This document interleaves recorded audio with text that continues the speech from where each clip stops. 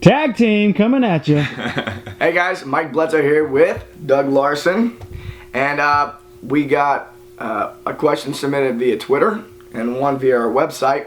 So I'm going to read the one from Twitter. Max asks, "Hi, watched Technique WOD on push press number 45.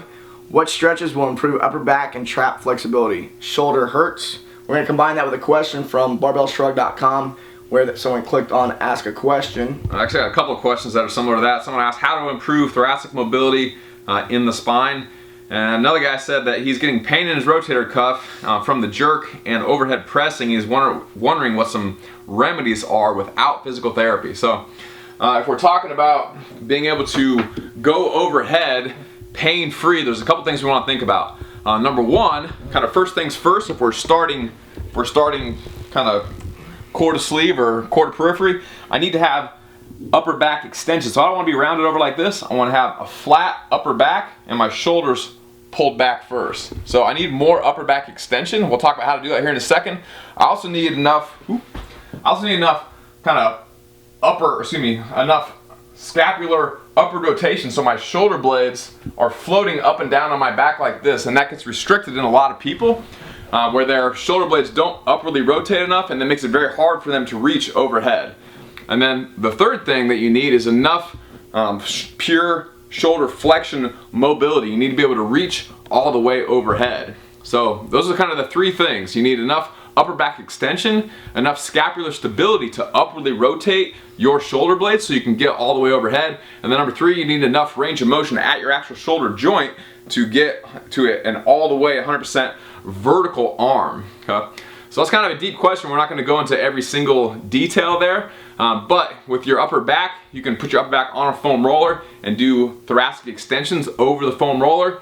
For your scapular upward rotation, a few things. If you fix your thoracic extension and you flatten your upper back, then you won't be in this folded over position like this, which usually comes with this kind of forward head posture, which means some of these muscles on your neck will kind of come back to normal where they're not all tight like this, and then also some of these muscles here will kind of come back to normal as well. And if you can get more length out of those muscles, those are the muscles that restrict upward rotation. Your levator scapulae and your pecs and pec minor, those muscles restrict upward rotation. So if you can get those muscles back to a normal length, then they won't restrict upward rotation quite so much. So lengthening those muscles is kind of half of that puzzle, and then finally strengthening the muscles that contribute to scapular upward rotation, your upper traps, your lower traps, and your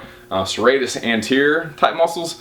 Those three muscles are the muscles that contribute to scapular upward rotation. So having a bar overhead and doing things like overhead shrugs is one good way to train in kind of a lower load environment, that scapular upward rotation. If your shoulder's already hurt, generally probably wider is going to be easier on your shoulder rather than narrow, especially if you have shoulder flexion range of motion issues, which is the next thing we're going to talk about. So finally, if you're a person who can only reach this far overhead and you have trouble going all the way back to 100%, 180 degrees of shoulder flexion, then stretching overhead in an externally rotated position, like putting your hand on your back and putting your elbow up against the wall, is a great stretch to get you to get into 100% shoulder flexion. So sorry we're not at the gym right now. I can't give you a whole lot of demonstration, but those are the three places you want to look at: upper back extension, scapular stability, especially in upward rotation, and then finally having enough mobility to reach all the way 100% overhead, and do them in that order. Okay. So if you have more questions about shoulders or shoulder pain, feel free to go to barbellshrugged.com, click the Ask a Question tab at the top of the page, and you can fill out that short survey, and we can read it and kind of go more in depth on similar questions. Also to note, if you go to barbellshrugged.com, you can click on shop and seminars, and Doug has a mobility seminar that he did where he teaches you to find out exactly what it is that's causing the problem and how to fix that. So he went through a lot of things, and you may only have one or two things that is the actual problem. You'll be able to pinpoint it and really attack it, but he'll show you how to do that in that seminar. Go into those things pretty in depth in maximum mobility. So go check that out if you have some shoulder pain you want to get fixed.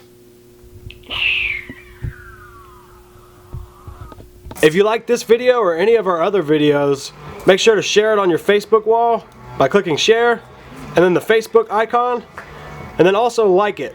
Thanks, Shrug Thugs.